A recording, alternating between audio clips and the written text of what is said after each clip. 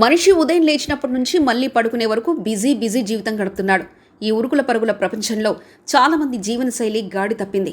చాలామందిలో లైంగిక వాంఛ సామర్థ్యం తగ్గిపోతుంది. దీనివల్ల శృంగార జీవితాన్ని ఎంజాయ్ చేయలేకపోతున్నారు.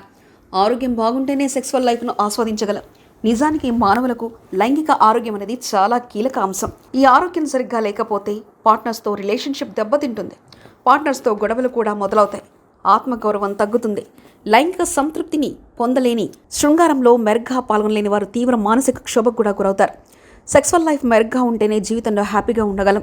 సెక్సువల్ లైఫ్ను రీప్రొడక్టివ్ ప్రాబ్లమ్స్ ఒకటే కాకుండా కొన్ని ఇతర ఆరోగ్య సమస్యలు కూడా ప్రభావితం చేస్తాయి. American college of rheumatology arthritis ప్రకారం కీళ్ల వాతం లేదా ఆర్థరైటిస్ కారణంగా కలిగే నొప్పి, స్టిఫ్నెస్, అలసట వంటివి లైంగిక ఆనందాన్ని తగ్గించవచ్చు. ఆర్థరైటిస్ రోగుల్లో ఆత్మవిశ్వాసం తక్కువగా ఉంటుంది. ఈ మానసిక సమస్యలు కూడా రోగులు శృంగార జీవితాన్ని పూర్తి స్థాయిగా ఆస్వాదించలేరు.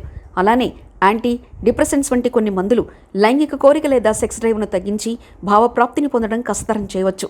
డిప్రెషన్ అనేది ఒక సాధారణ మానసిక ఆరోగ్య సమస్య. ఇది చాలామందిని బాధిస్తుంది. డిప్రెషన్ గురైన వారు చాలా విచారంగా, నిరాశగా ఉంటారు. అలాగే వీరికి శృంగారంపై ఏమాత్రం ఆసక్తి లేకుండా పోతుంది. ఈ mental health problem sexual stamina, కోరికలపై నేరుగా ప్రతికూల ప్రభావం చూపుతాయి. డిప్రెషన్ శృంగార ఆలోచనలు, భావనలను తీవ్రంగా ప్రభావితం చేస్తుంది. ఇలానే ఇది మహిళలలో యోని పొడిపారడానికి, పురుషులలో అంగస్తంభన లోపానికి దారితీస్తుంది. భావప్రాప్తిని త్వరగా పొందడం కూడా కష్టమైపోతుంది. అమెరికన్ డయాబెటీస్ అసోసియేషన్ చెప్పినట్లుగా మధుమేహం ఉన్న వాళ్ళలో లైంగిక శక్తి తగ్గిపోవడం సహజం. ముఖ్యంగా డయాబెటీస్ని కంట్రోల్లో ఉంచుకోలేకపోతే రక్తంలో చక్కెర స్థాయిలు పెరిగి సెక్సువల్ డ్రైవ్ లేదా లైంగిక కోరిక మరింతగా తగ్గిపోతుంది. రక్తంలో అధిక చక్కెర స్థాయిలు నరాలు, రక్తనాళాలను దెబ్బతీస్తాయి. దీనివల్ల జనేంద్రియాలకు రక్త ప్రసరణ తగ్గుతుంది. మధుమేహం అలసట, మానసిక కల్లోలం, హార్మోన్ల అసమతుల్యతలకు కారణమవుతుంది. ఇవన్నీ లైంగిక కోరికను ప్రభావితం చేస్తాయి.